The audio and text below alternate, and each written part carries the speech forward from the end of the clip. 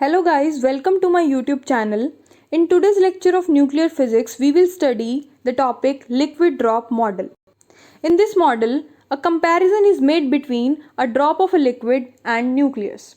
So, nucleus is a very small quantum particle which is at the center of the atom, and a drop of a liquid is a macroscopic collection of molecules. They might be different, but still there are certain kind of similarities, and by assuming nucleus to behave like a drop of a liquid, we can make some predictions about some of its properties.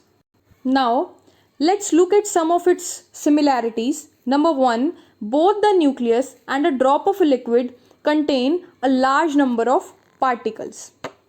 Number 2, both the nucleus and drop of liquid are homogeneous and incompressible. So here homogeneous means that the nucleus consists of protons and neutrons which are uniformly distributed throughout its entire volume. Similarly, if I drop a liquid, then molecules are also dropped uniformly throughout the entire volume of the liquid drop. And also, the nucleus can't be compressed and neither the liquid. Now the next similarity is that the nuclear mass density is constant throughout its entire volume and drops to zero near its boundary surface, just like a liquid drop. So I have drawn here a roughly graph of mass density on y-axis and radial distance on x-axis respectively. Now the next similarity is that inside the nucleus, the neutrons and proton exist together as a collection of particles because of attractive forces, and this attractive forces is a strong nuclear interaction. So the strong nuclear interaction not only exists in neutron-neutron but also exists in neutron-proton and proton-proton. So the neutrons are neutral particles and protons are positively charged particles. So protons, which experience a very strong nuclear force of attraction, has a force which is 100 times more powerful than a Coulombic repulsion. They felt at a distance of 3 femtometer. They have short range forces. They only exist in the range of few femtometers. So whenever a nucleon particle inside the nucleus experiences strong nuclear force in all directions, this force is only a result of its interaction with its nearest neighbor. So if you look at the diagram, if there is certain nucleon particle inside the nucleus, then it experiences attractive forces in all the directions only as a result of its interaction with its nearest neighboring nucleons and can't experience for far away ranges. So the entire collection of nucleons inside the nucleus is the result of the fact that the individual nucleons interact only with its nearest neighboring nucleons. Now the next similarity is that both liquid drop and nucleus show surface tension effect.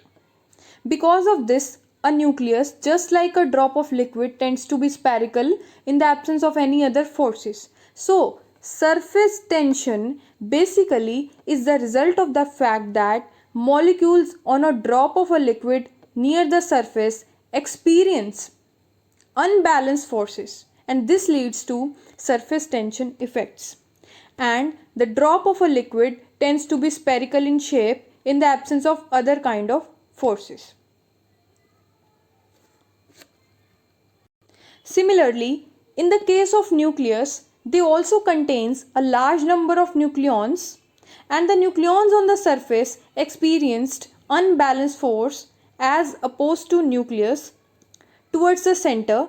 Because of this nucleus also experience the surface tension, it tries to minimize the surface energy by taking a spherical shape in the absence of any other forces.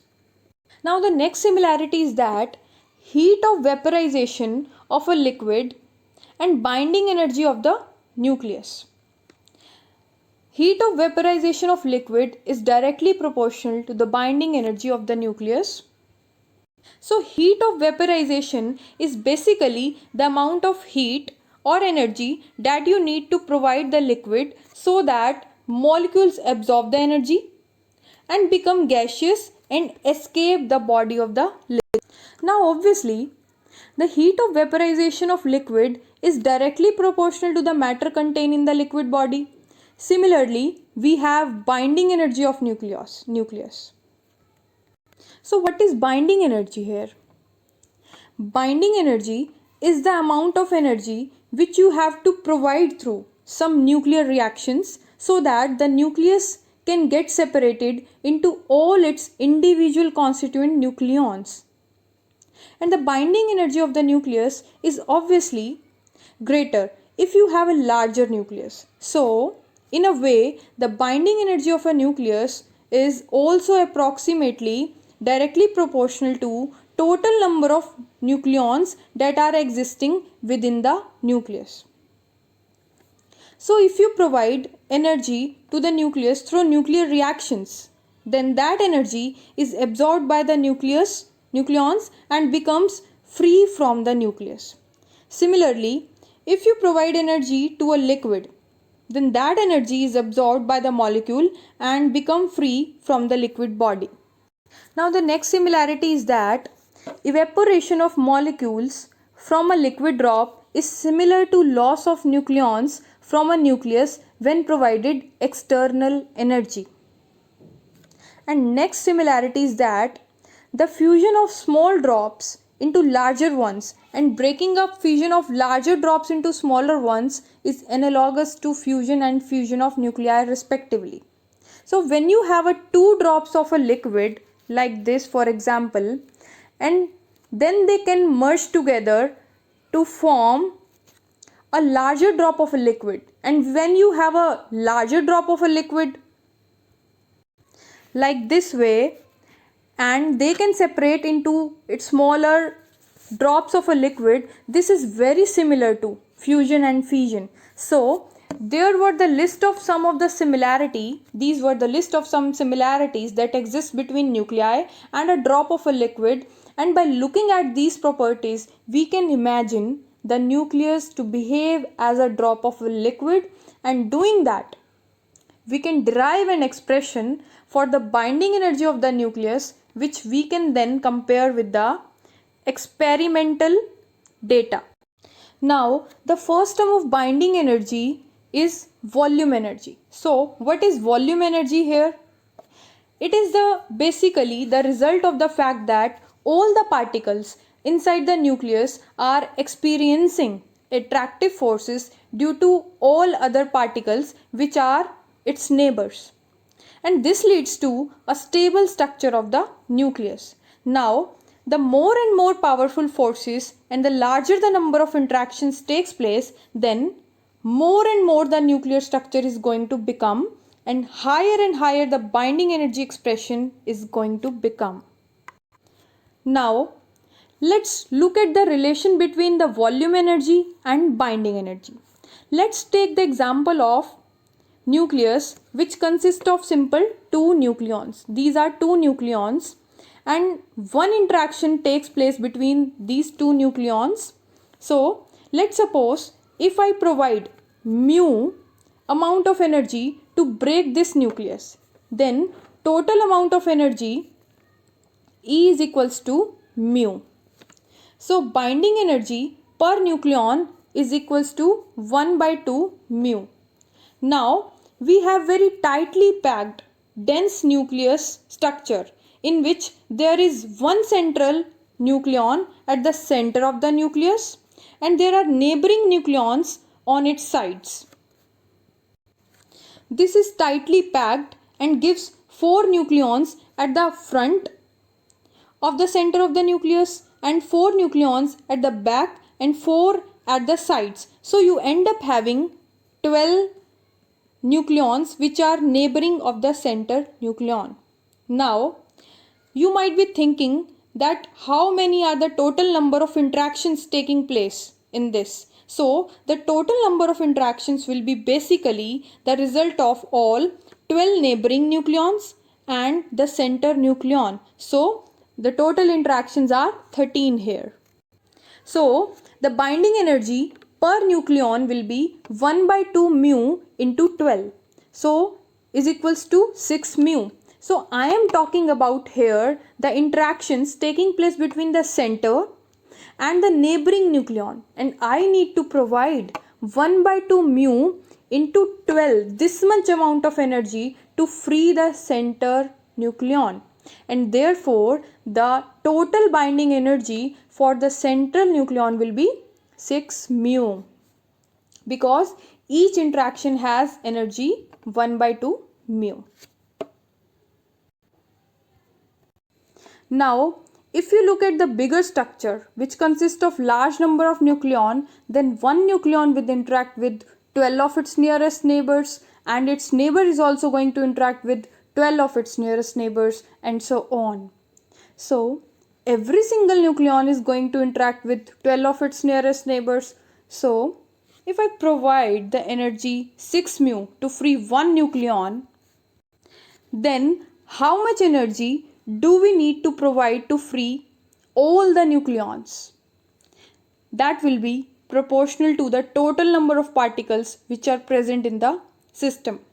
So, if the number of particles, suppose present in the system is A here is the mass number, so we know that every single nucleon is going to interact with 12 of its nearest neighbors, then total binding energy is equals to A into binding energy per nucleon, which is equals to A into 6 mu, and which is equals to small a into capital A. Here small a represents the constant value and capital A represents the mass number. Here EV is nothing but the volume energy. Now as you can see from the simple diagram, a central nucleon will experience large number of interactions due to its nearest neighbors compared to its surface nucleons, and surface nucleons do not have enough neighbors. So this leads to what is known as surface tension effect. And surface tension is basically a result of surface nucleons on the direct nucleus. And larger the surface area of the nucleus, the greater is the surface energy, which basically tends to decrease the stability.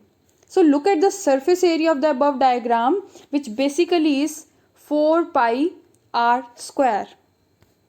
So as we know that r is the radius of nuclei, which is r naught into a raised to power 1 upon 3. So we have substituted the value of r over here and we got this term. Now greater the surface area of the system, lesser the stability of the given system. So because of this, we have another term associated with it, which is surface energy. And surface energy basically tends to decrease the energy of the system. Therefore, surface energy is directly proportional to a raised to power 2 upon 3 and is equals to minus a2 a raised to power 2 upon 3, where this a2 is nothing but a constant of proportionality and Es is nothing but the surface energy term. As you can see that smaller the nuclear size, the greater is going to be the effect of surface energy and vice versa. Now, as we know that most systems trying to get equilibrium to achieve more and more stability, so if we have greater surface energy, then we have lesser stability and vice versa. And because of this reason, nuclear structure tends to have spherical shape. In the same way, drops of liquid tends to be spherical in shape because a sphere has the minimum surface area for the given volume. Now, the next term is Coulomb energy. So, the strong nuclear force is not only the force exists inside the nucleus. We also have protons inside the nucleus. So, obviously, we have Coulombic repulsions that exist within proton and proton, Now this Coulombic repulsion trying to break apart the nucleus protons away from the nucleus. Therefore, this is going to act against the nuclear binding energy. Now, unlike strong nuclear force which acts only with its nearest neighbors, the proton-proton repulsion is in long distance force. And therefore, you can have proton inside the nucleus repelling each other from all different directions. Also, therefore, you can have many number of interactions within. Now, if you have very simple nuclear structure and a few number of protons, then you can have interactions within its nearest neighbors and also have interactions which are far away in the nuclear body. Now, the proton-proton repulsion is very simple in expression. We have Coulombic repulsion term contained in it. However, we need to know how many number of interactions existing within the given nucleus. Now, let's look at few examples. Suppose we have two protons, then how many number of interactions taking place within the nucleus? Like in this case, we have obviously one interaction. Now the next example, if we have three protons, then how many number of interaction taking place within the nucleus? So there are three number of interactions. So similarly, if we have four protons like this way, so how many number of interaction are going to take place? So you can count from here, that is 6. Similarly, in case of 5 protons, there are going to have, if you can count here, 10 interactions taking place. So question arises here, how many number of interactions are there in nucleus which contains Z number of protons? So here we have the journal expression which is Z into Z minus 1 upon 2. Therefore, Coulombic energy will be a multiplication of this term. So, if the Coulombic energy of two protons is V is equals to 1 upon 4 pi epsilon naught E square upon R. So, for Z protons, V is going to have 1 upon 4 pi epsilon naught into Z minus 1 upon 2, this term, and multiplied by E square upon R. Here 1 upon R is the average value.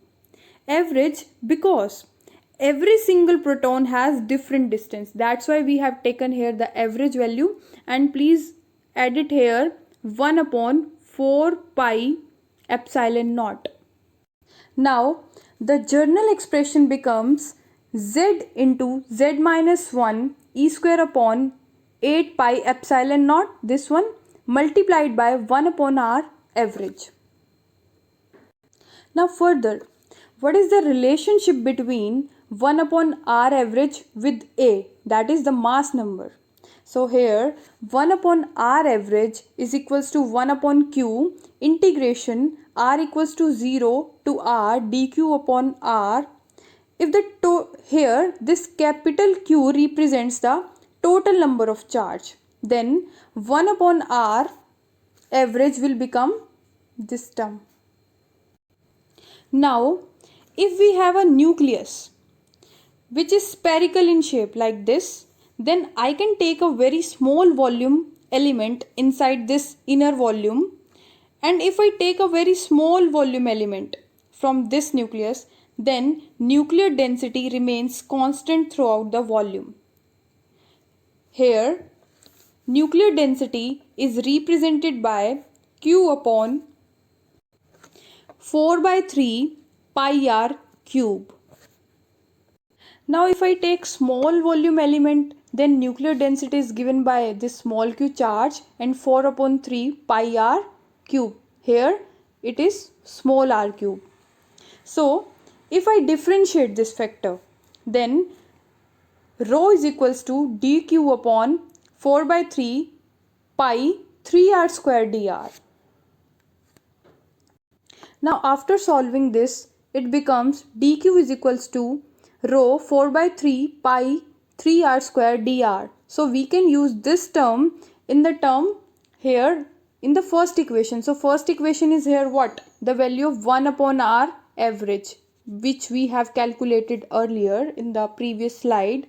Now 1 upon r average is equals to, as you know, 1 upon q and integration 0 to r rho into 4 by 3 pi 3r square dr upon r. So after calculating this integral term, we got this value. Now from this vector, which is the value of 1 upon r average, larger the nucleus, larger the radii is, and larger is going to be the value of 1 upon r average. That's the conclusion. Now I will use this in previous expression. So v is equals to z into z minus 1 e square upon 8 pi epsilon naught and into 1 upon r average. So we have calculated the value of 1 upon r average here, which is 3 upon 2 r. Now greater the energy is, the less stable the nucleus is going to be, and less is the binding energy of the nucleus, because more Coulombic repulsion means more the nucleus is going to break apart. Now this is the Coulombic energy expression. Here EC represents the Coulombic energy term and minus sign is here because it is acting against the binding energy, and R is here, R naught into a raised to power 1 upon 3. So this is all about the Coulombic energy expression having mass number A. Now we end up getting three terms. First is volume energy, second is surface energy, third is Coulombic energy. So first is the result of attraction which holds the nucleus together forces, and second is the result of surface nucleons which acts against the binding energy, and third is also acting as binding energy. So the final expression is going to become EB equals to EV plus ES plus EC, the sum of volume plus surface plus binding energy. So that is the final binding energy. So we have replaced, or we can say the substitute the value of all expressions here. So finally we got EB equals to this expression. So if we have to calculate per nucleon binding energy, then it is going to be divided by A. So the final expression becomes like this, which is A1 minus A2 1 upon A raised to power 1 by 3 minus A3 z into z minus 1 upon A raised to power 4 by 3. Please added this small a by A, that is mass number. So this is mistake here. So we can plot and compare with the binding energy experimental curve. So there is clearly binding energy curve that rises sharply and reaches a maximum of iron 56 and then starts decreasing. So here you can conclude that liquid drop model has some validity. So please like, share and subscribe my channel. Thanks for watching.